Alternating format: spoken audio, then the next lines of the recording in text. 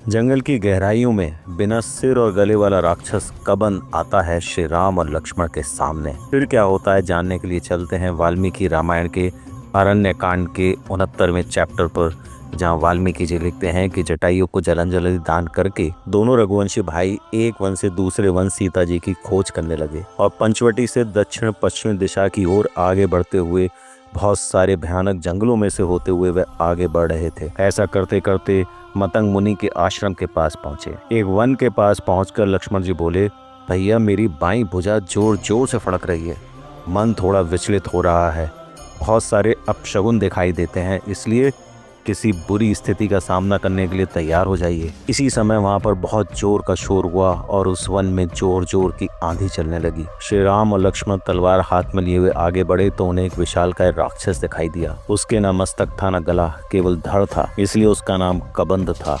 उसकी छाती में ही उसका माथा था और माथे के बीच में एक बड़ी सी आंख थी। वह अपनी लपलपाती जीभ से अपने विशाल मुंह को बार बार चाट रहा था। उसकी एक एक योजन लंबी भुजाएं थी। उन भुजाओं से वह जंगल में अपना शिकार पकड़ता था और उन्हें खा जाता था। श्री राम और लक्ष्मण को देखकर उसने तुरंत उन दोनों को पकड़ लिया और दोनों भाई शक्तिशाली होने के बाद भी उस राक्षस की पकड़ से नहीं छूट पा रहे थे। लक्ष्मण जी तो इतने ज्यादा दुखी हो गए थे कि उन्होंने यहाँ तक कह दिया, रघुनंदन आप इस राक्षस का मुझे भोजन बन जाने दीजिए और आप यहाँ से सकुशल निकल जाइए, सीता माता की खोज कीजिए। तब श्री राम ने कहा, तुम भयभीत ना हो, तुम्हारे जैसे शूरवीर को इस तरह परेशान नहीं होना चाहिए।